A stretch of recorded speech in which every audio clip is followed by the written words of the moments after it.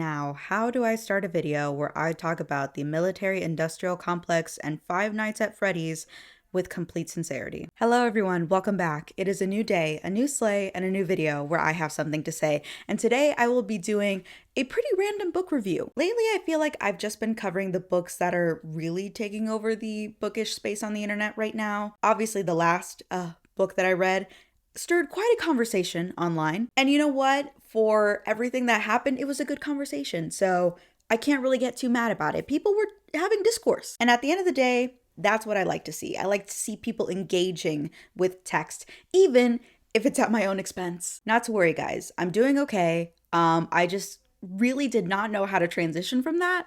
So this is my best attempt. So in light of all that craziness, I thought I would just go back to my roots and do a book review, you know, as a book reviewer, because truly at my core, I'm the kind of person that I'll really read anything. If I like the cover, I'm gonna read the book. I get posts all the time where it's literally people just being like, oh, these are my 5-star reads. And I'll look at the cover and I'll be like, you know what?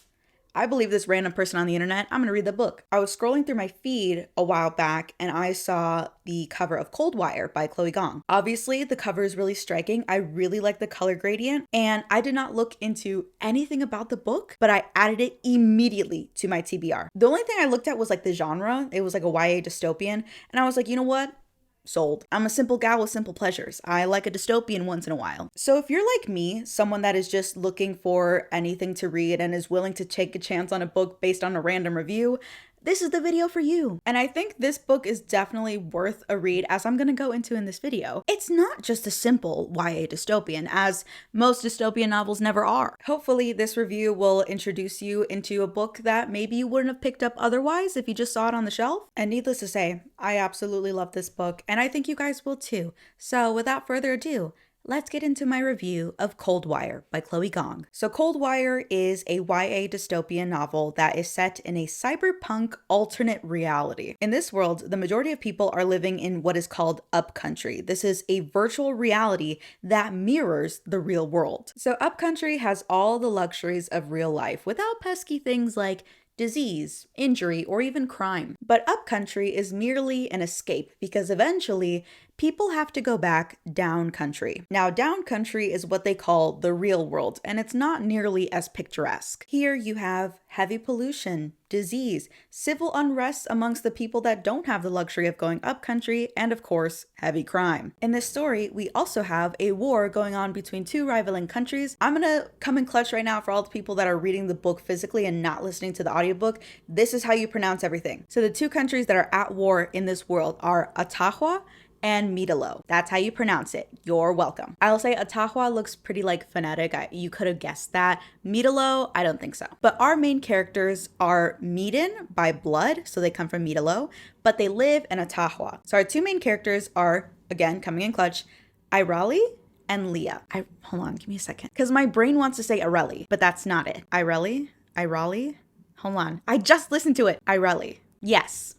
Ireli, that is how you pronounce it. I'm pretty sure. So Leah is the adopted daughter of a prominent political figure in Ottawa, and she is about to take her final exam before she graduates from military school. She is assigned a joint mission with her academic rival, Kieran. This name also tripped me up because in my brain I kept wanting to say Karen, but my track record for men that have a name that sound like Karen is not good. Karen, I don't know. Karen is just reading her to fill. Karen, yeah, I'm calling his Karen. I don't give a fuck.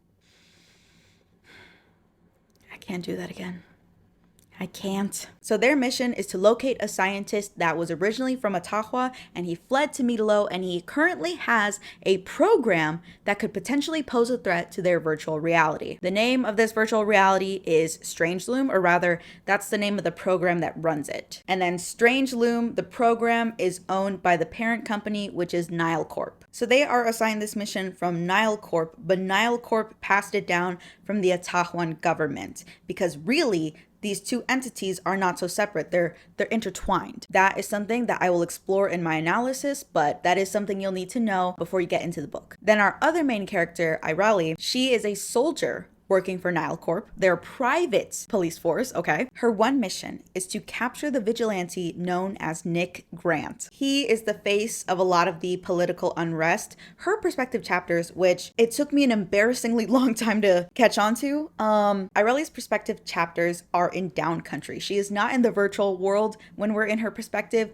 but Leah is. So in the real world, Nick has been leading a lot of the protests against Nile Corp. He is the face of the resistance, and a lot of people have been taking his actions as inspiration to lead their own revolts. So Irelia and her team are about to capture Nick.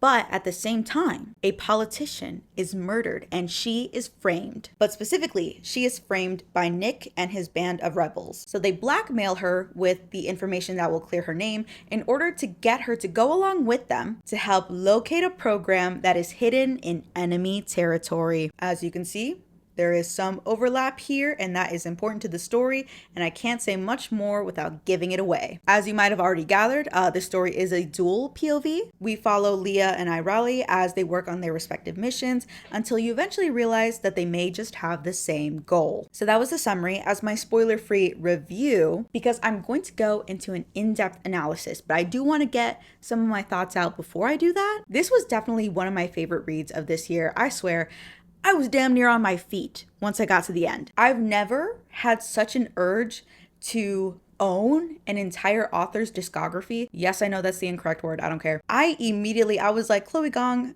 I need to know everything about you. In a very normal and non-stalkery kind of way. I looked up all her social media. I was like, let me see every single thing you've ever written and add it to my cart as we speak. I think I found my obsession for the next couple years, and it works perfectly because like while I'm waiting for the new Legendborn, it's gonna be the last. See, I'm trying to get to a point where I have enough like hyperfixations that they kind of overlap each other, so I never have to be without one. It's like on Webtoon where you have certain Webtoons that you follow, but they upload on different days. So it's like every single day you have a new chapter to read. That's kind of what I'm trying to do with books. Now, I would be lying if I said that the romance in this book didn't help motivate me to finish it. Personally, I love academic rivals. I don't read a lot of books that have that trope, but the rivalry between Kieran and Leah is chef's kiss. Like, I have no notes. I love it. The kind of like banter they have going back and forth, I don't want to call it bullying, but they obviously tease each other and they're playful. That's perfect to me. Other books I read, it's like straight up bullying, being mean, and I don't like that, okay? My tolerance for teasing, I guess, is pretty low in comparison. Like the minute we start calling people names, like offensive names objectively, I don't like that. I don't like that. Also, Nick Grant, what can I say? I will always enjoy the vigilante character. Nick Grant is truly like the perfect vigilante. He's the right shade of morally gray, at least for me. Morally gray, I feel like to a lot of people is just like evil. But Nick, especially because you have like the backdrop that he's a vigilante, he's raging against the machine, like all of his cruelties, you understand why. It comes from a need for survival. He's not doing it just because. He's not doing it to make a statement or to seem like alpha, I don't know. It's more so like he has no other choice. Like he will do anything to get to his end goal, which is ultimately to see Nile Corp burn, which is objectively a good thing. We don't like Nile Corp. They are a mega corporation that takes advantage of people. So he has good intentions, but obviously he's not going to get there with the nicest of methods, we will say. And what can I say?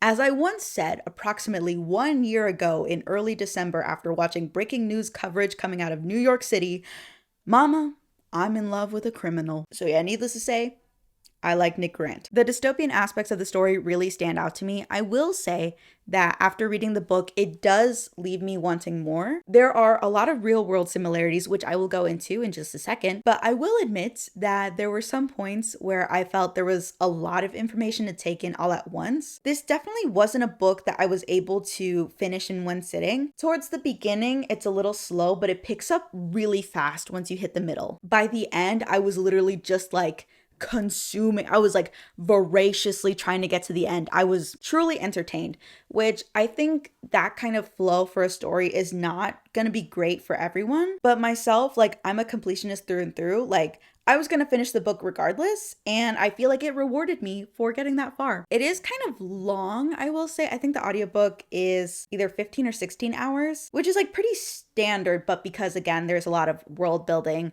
a lot of information that gets thrown at you right at the beginning, it can feel a little bit longer. Unfortunately, with a kind of story like this, because it's cyberpunk, alternate reality, dystopian, there's a lot of world building that you just unfortunately have to get through. There are things that you have to understand if you're going to grasp the overall arc of the story. So once you get through that, like, it's perfect. So to sum it all up, I'm going to give you a very niche recommendation. If you like Legend, Ready Player One, Sword Art Online, but specifically the first season, and ignoring the marriage and the child plot, there's nothing I could do about the marriage plot, The Matrix, and the Silver Eyes trilogy, then I think you'll like this book. Now that's it for the spoiler-free section. If you want to read this book before going into the in-depth analysis, I suggest you click off the video now. Now, as for the rest of you, let's talk about the military-industrial complex. So for me, the easiest part to understand about this book was, ironically, the real-world implications. And let me just say,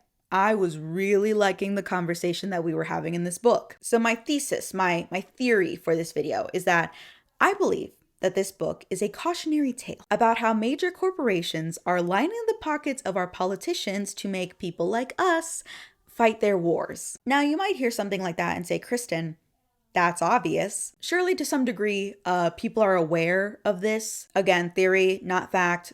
This is speculation, opinion. But what I really want to discuss are these sinister little details that maybe you won't notice unless you see it through this fictional lens. Because I feel like with a lot of dystopian novels, obviously take the Hunger Games, it's easy to see like, oh, this is wrong when you see it through that fictional lens. But what really elevates your reading experience is when you're able to look at that and compare it to the real world. So being able to really like connect the dots and see the parallels is truly important for the reading experience, which is what I want to outline in this video today. So in order to properly analyze Coldwire, we have to first discuss the military-industrial complex. So first and foremost, you might have heard of the prison-industrial complex, which that term was coined after military-industrial complex. I know it's a very long term.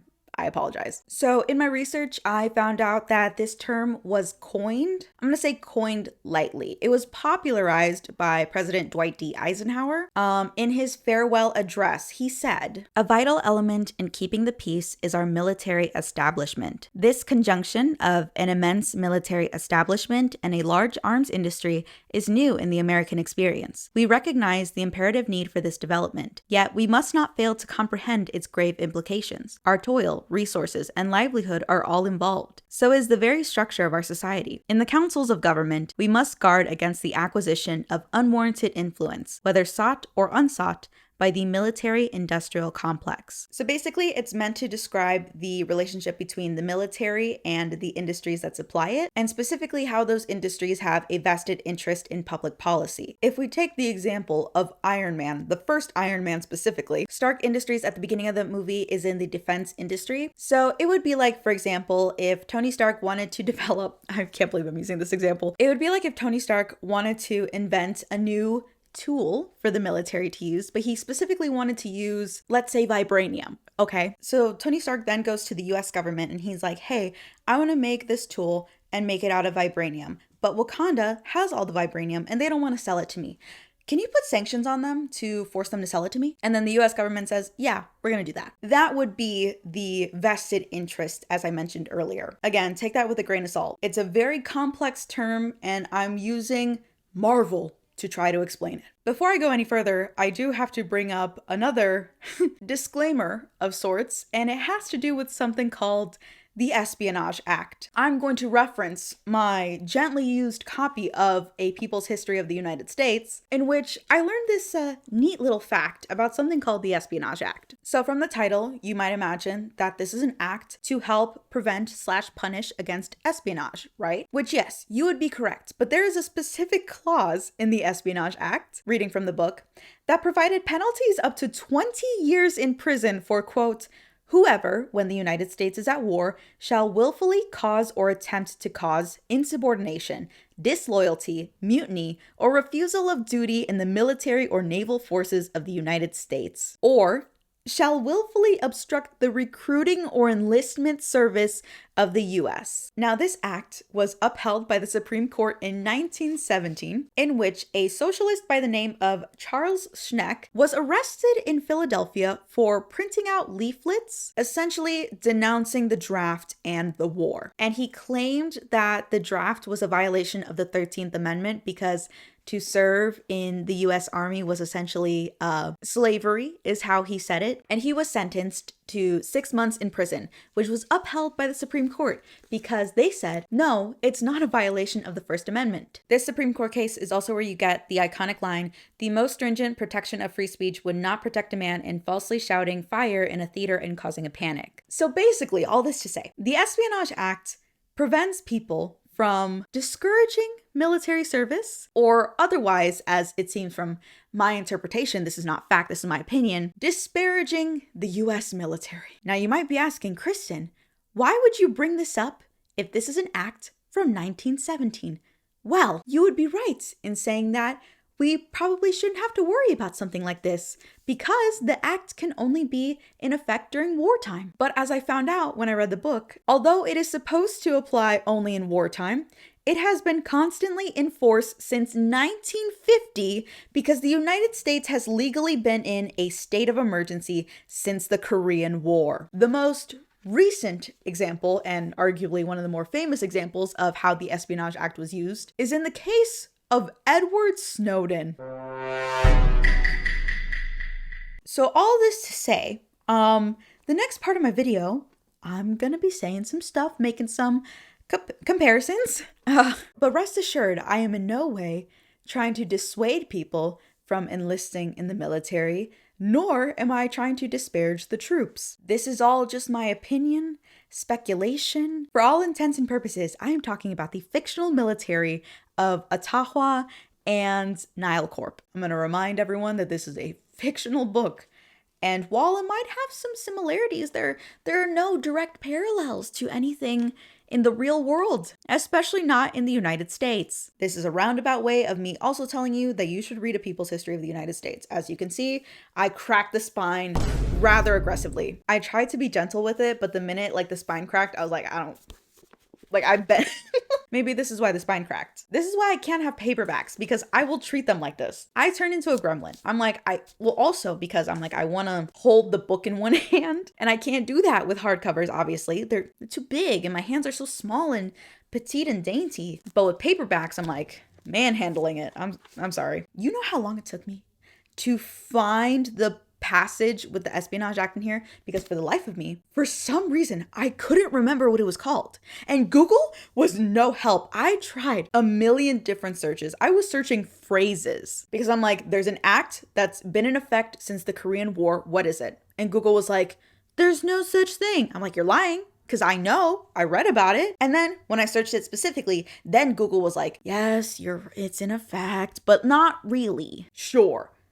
I believe that. It took me 20 minutes to find one page in, how many pages is this? Oh yeah, a casual 688 page book. All I remembered was relatively where it was on the page and which side of the book it was on. But it's all in the pursuit of knowledge. So with all that information in your mind, let's talk about the book. So in Coldwire, as I mentioned before, we have two main countries that are at war with each other. That is Ottawa and Midalo. Ottawa is the global superpower. They also house Nile Corp. And because they house Nile Corp owns Strangeloom. Strangeloom is how people access Upcountry. What we learn in the book is actually Nile Corp stole the research from Midalo that was then used to create Upcountry and Strangeloom. I need a chart of how this works because it is a little confusing just because Strangeloom has its own name. But regardless, Midalo has been doing everything in their power to try and overtake the Strangeloom system. They've been trying to infiltrate it so that they can take back power of the virtual reality,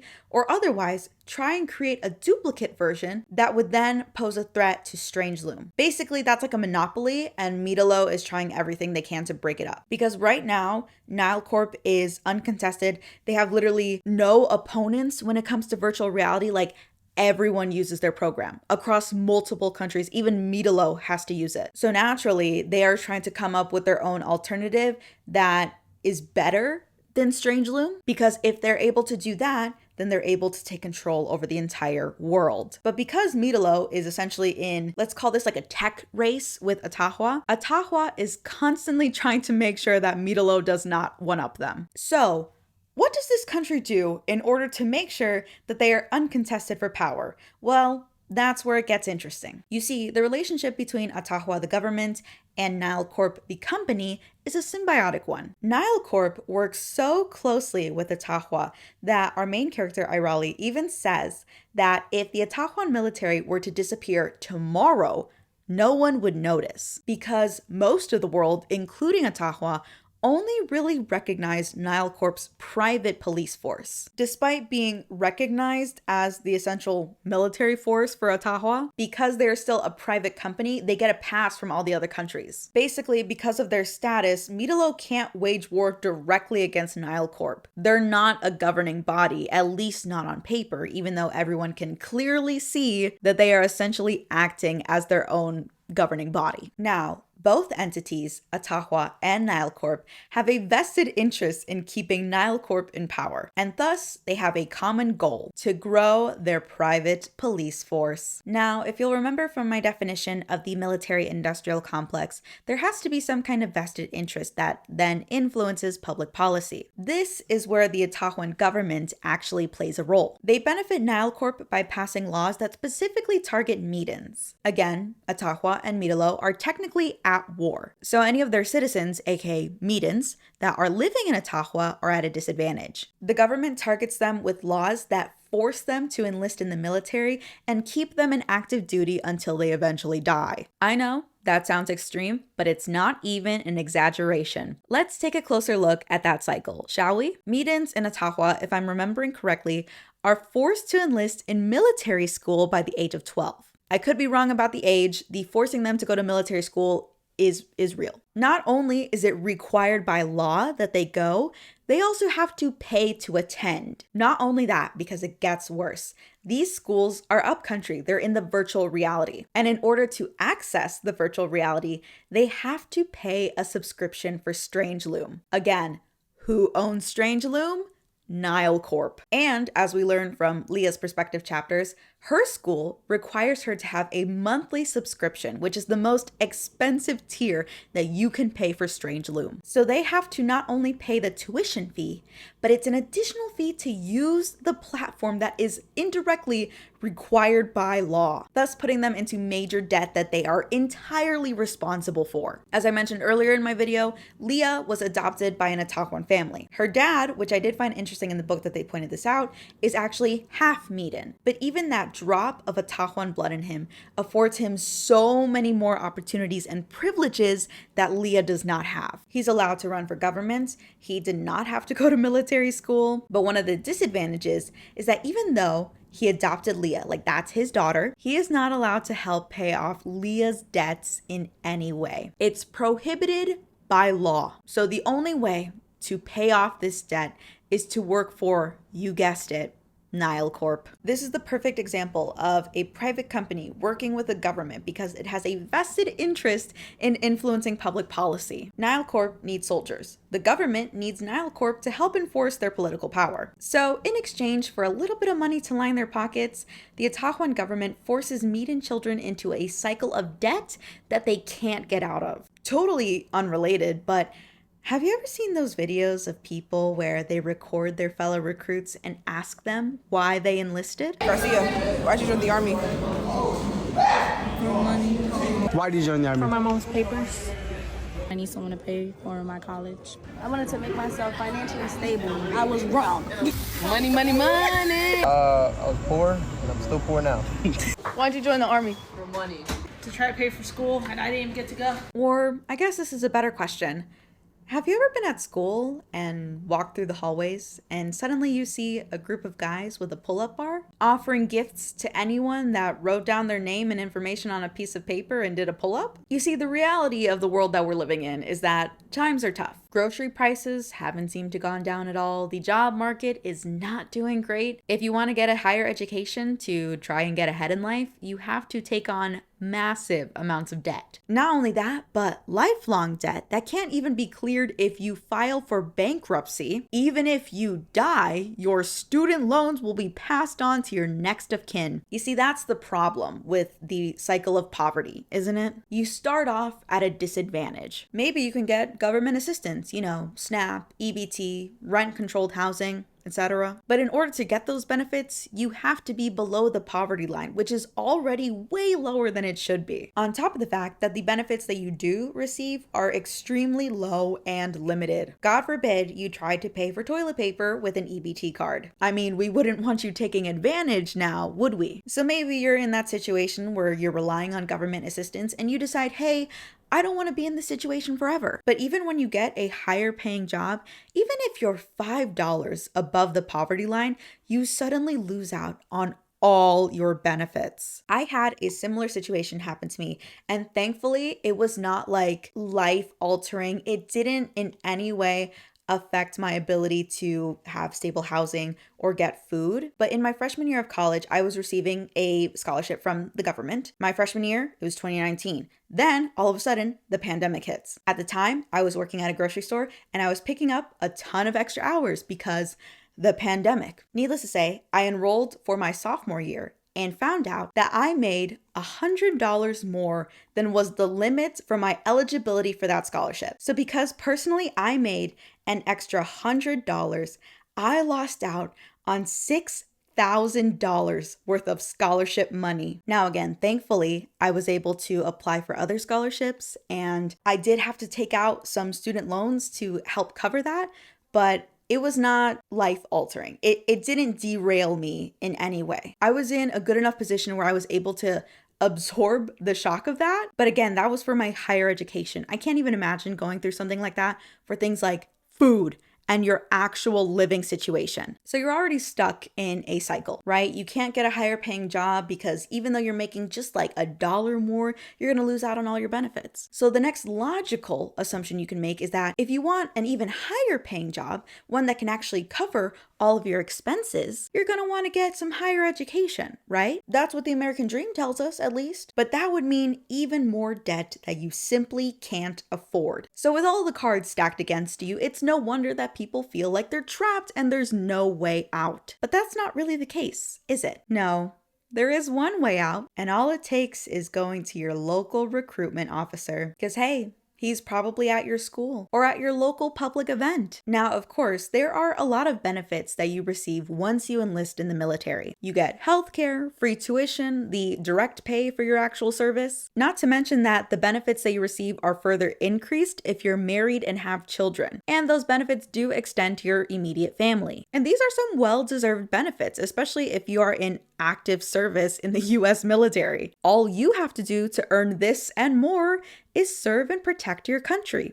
Simple, right? It almost makes you wonder why you can get these benefits easily as a soldier, but not as a regular citizen. Government assistance is extremely limited unless it goes through a military base first. But it makes sense. I mean, it's in exchange for your labor for your service. At least that's how it's supposed to be, right? I mean, surely with all these benefits that are promised to you, there's no way that veterans that come back from service are suffering in any way. Surely they don't also have to rely on government assistance or experience homelessness at higher rates and mental health issues at higher rates. Surely they are properly compensated for their service, right? Well, I'll let you draw your own conclusions. And hey, enlisting in the US military is a viable option for a lot of people. In a lot of cases, it's the only option, especially when you need things like tuition assistance and healthcare and a livable wage. So if that's a choice that someone has to make, then who am I to judge? Certainly, I would never discourage such an action or make any disparaging claims towards the US military. I would never. Again, let's keep in mind, I'm criticizing Nile Corp and Atahua, the fictional reality, right? None of my criticisms can be applied to the real world. None at all. I promise. Anyway, but what about Nile Corp, you ask? Where's the real world's equivalent of Nile Corp? It's not like we have a mega corporation that is closely tied with the government, influencing policy to best serve its own interests, right? You know the answer to that. You see, Nile Corp's main source of revenue is Strange Loom. This virtual reality, right? The system is only as strong and only as profitable as its user base. So yes, while Nile Corp is in the interest of creating its own private military, it's also interested in making sure that they have a vast number of users, not just in Atahua, but across the world. Now, does that ring any bells? So I recently read Careless People, which is a memoir from a past employee of Facebook. First and foremost, I highly recommend you read the book. I could not possibly even try to summarize it for you. It's something that you just need to experience for yourself because eye-opening, I will say. Basically, this woman's job brought her to all corners of the world, oftentimes meeting with political figures to find a way to best incorporate Facebook into their countries. When you hear her talk about the kind of negotiations that she was having with, again, political figures, it makes you feel like this is the room that Aaron Burr was talking about. This is the room where it happens. The kinds of conversations that she was having sound like they should really be taking place between politicians. Honestly, it was borderline like a peace treaty. And what she outlines throughout the book is the concern that these political figures were not just using Facebook to share memes back and forth, and perhaps some not so friendly things were happening on the platform. But it seemed like the hunger for new users outweighed the potential harm that could be caused by the platform. This is again where that public policy comes into play. The regulation of our own data is abysmal. And while they scream and cry about foreign adversaries stealing our data, they are at the same time selling ours under the table. The similarities go on and on. It is very, again, blatant, in your face, hard to ignore, with ultimately the call to action being on us as the reader. Now, this is where I'm going to transition slightly and talk more about the characters. Now, Leah is your typical pick yourself up by the bootstraps kind of character. She recognizes that Nile Corp has put her at a disadvantage.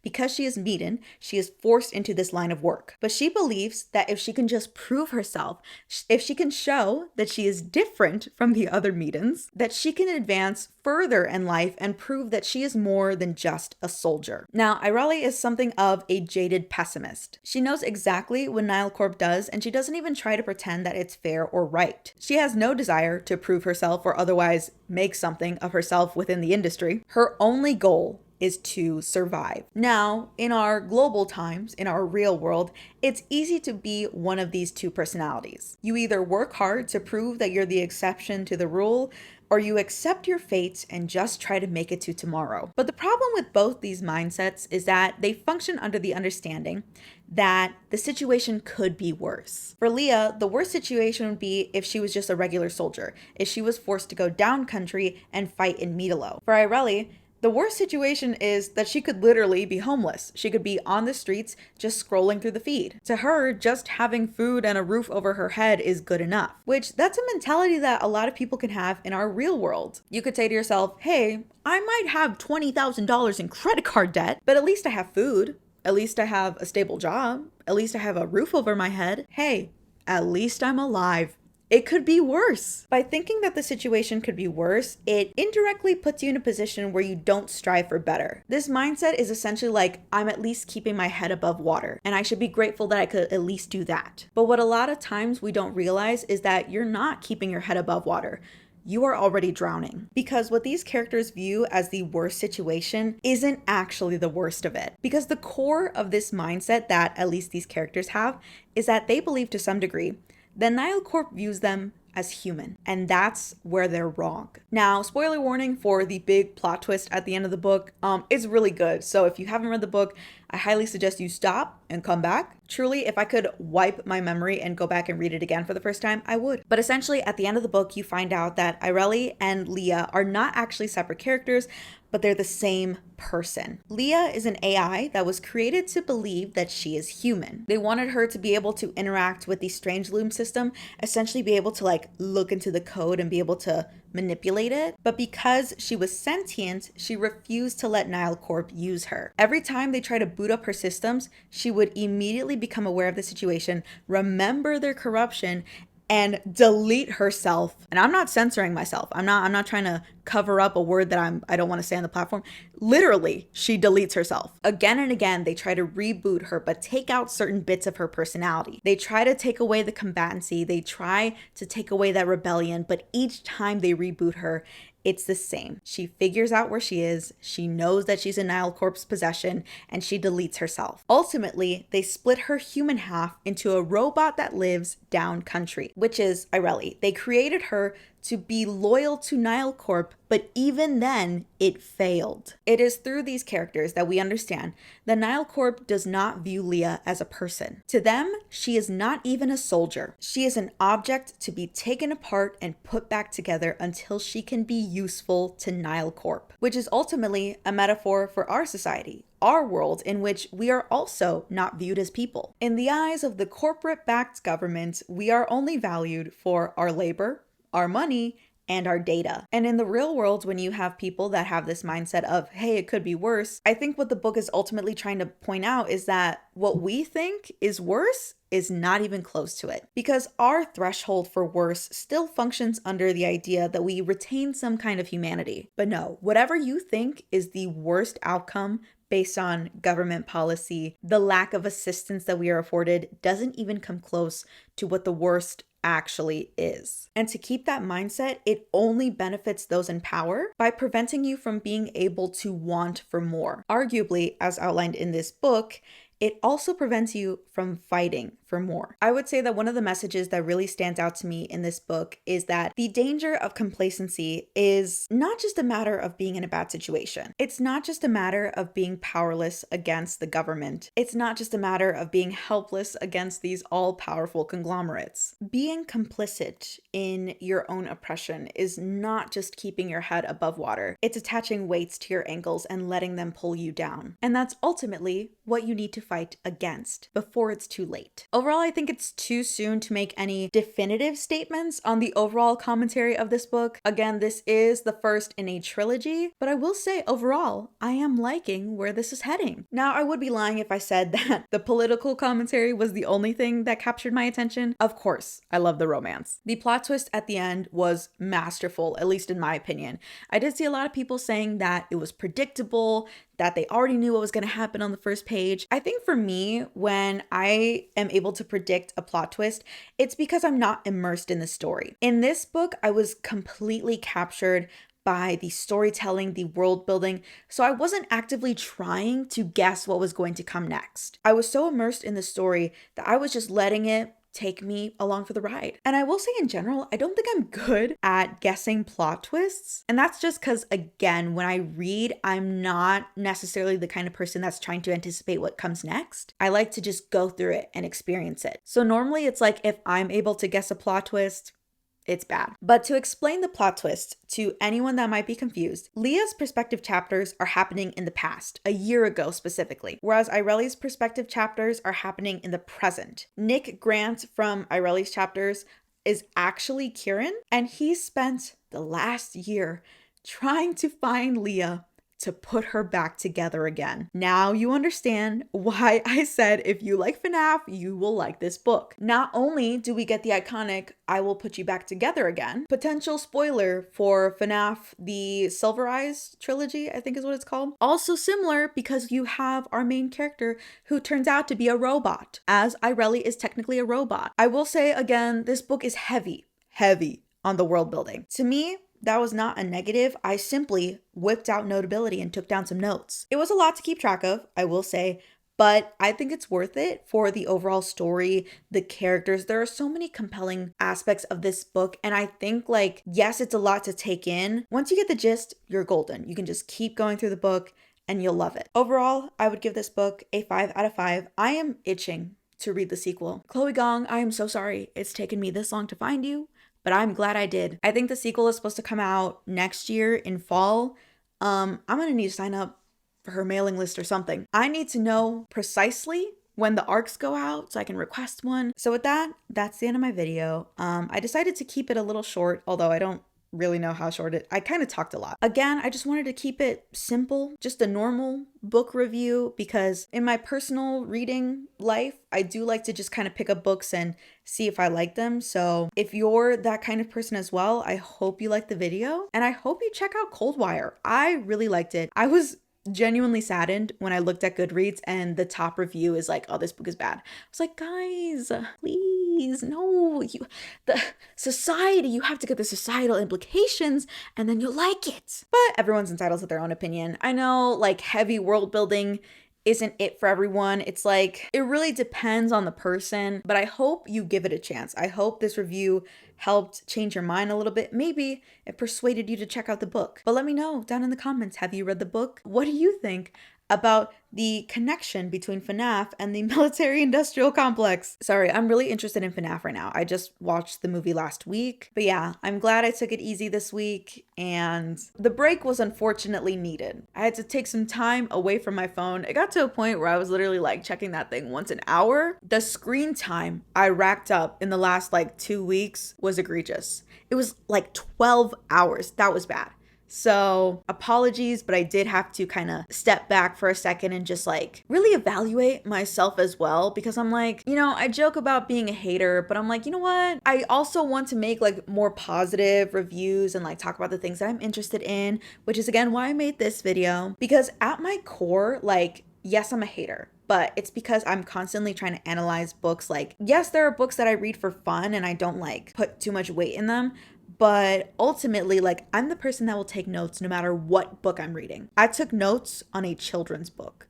I really like engaging with literature in any way, whether it's talking about it, taking notes, highlighting. Like, I can't simply turn off my brain. Ultimately, I was like, I should divert that energy into analyzing and dissecting books in a way that is more positive, in a way that generates a conversation that is otherwise more productive. So hopefully that's what this video is. Again, let me know your thoughts down in the comments below. Be sure to leave a like, subscribe if you haven't already. And now is where I also tell you that we are less than a month away to the publication of my own children's book series. The Magical Morrisons comes out on January 1st, 2026. So be sure to check out my links in the description if you would like to pre-order it. And yeah, I'm very excited. It's also very surreal. I'm like, these are actually going to go out. I will eventually hold a copy of something that I wrote. I haven't received my own copies yet. And I'm like, I want to do an unboxing, but I don't have them yet. Like, I wrote the books, and let me tell you, I'm like so genuinely nervous to ask if I can have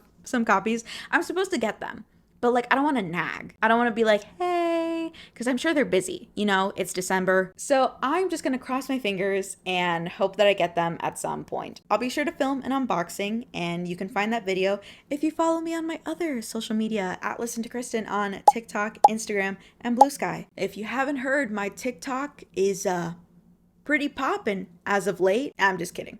Don't look at it. Anyway, that's the end of my video. I hope you enjoyed it, and I will see you in the next one. It feels good to be back. That's all I'm gonna say.